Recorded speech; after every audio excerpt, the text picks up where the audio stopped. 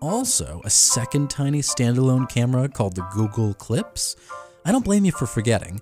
Who'd pay $250 to throw another camera in your pocket when you got one on your phone already?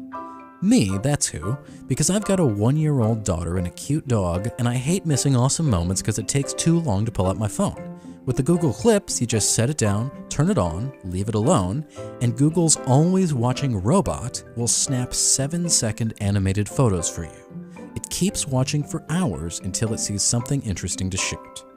That's not quite as creepy as it sounds, by the way. Google isn't actually watching your family because the Clips isn't connected to the internet at all. It pairs with your phone and your phone alone using Wi-Fi Direct and only uploads clips if you explicitly share them to Google Photos, Facebook, Instagram, and so on. And the pictures it takes can be pretty good, well lit, fairly crisp, and only when there's a person or pet in the shot. When there's absolutely nothing going on, or if things would look blurry, the Clips simply doesn't hit record. But if you ask me, Google's RoboCam still requires a bit too much thought. It doesn't pan, tilt, or zoom, so you've got to make sure it's right near where the action's going to be. Things look best if they're between 3 and 8 feet away. It was easy for me to just leave it running in a corner of the room, but my daughter would often be too far away, or just run past the camera, or even come up and grab it. She likes the blinking LEDs. Plus, it took a lot of boring, similar shots that take time to sort through and delete. Google will sort them for you if you like, but often the Clips was pretty off base about which moments I should keep and which were less important. When I deliberately turned on the Clips for, say, a family meal, I got better results. But even then, some of the cutest moments I saw in person didn't get recorded. Can you trust the Clips to not miss the moment, even if it's set up properly? I'm not sure. But it's true that the Clips can and does take some photos I could never get with my phone. So Google's smart display is real. This is it. It's called the Google Home Hub, and look at this thing. It's so small it can fit in the palm of my hand. We've seen similar tech as Google Assistant is built into smart displays from Lenovo and JBL, but Google really tried to streamline the approach here, and they have a few new tricks. So like the smart displays from Lenovo and JBL, you can use your voice to control your smart home, add something to your calendar, search something from the web. It can show you personal photos, you can watch videos, you can listen to music. My favorite feature of those is here too, which is recipe assistance.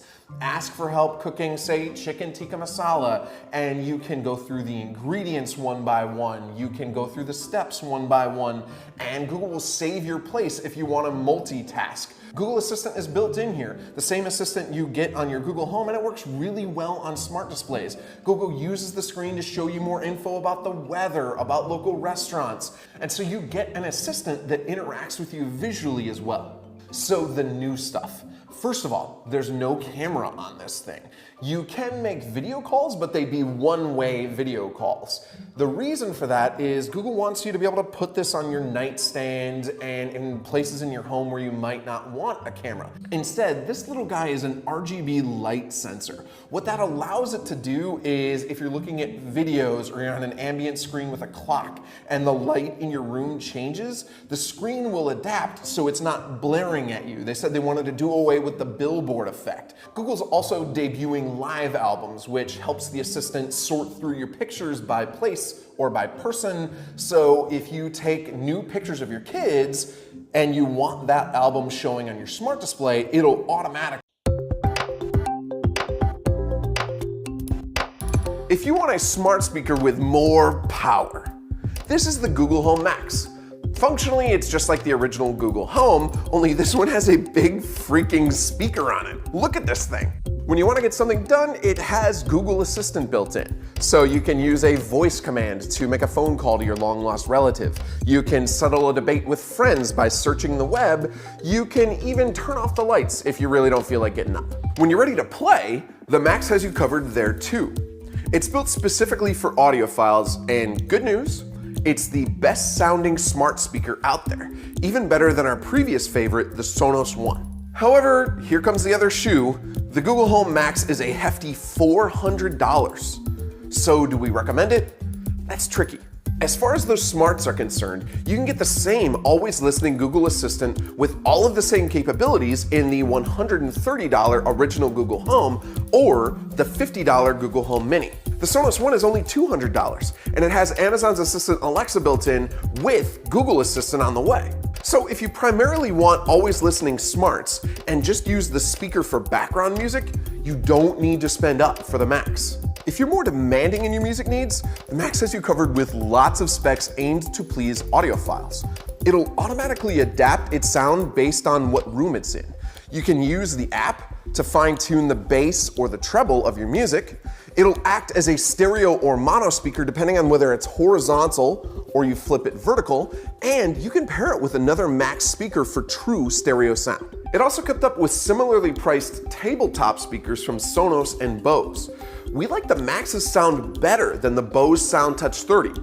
We still like the Sonos Play 5 a little more, especially for rock, but the Max holds its own. You might want to adjust the EQ to reduce the brightness, and you'll want to keep the volume just short of full to avoid distortion.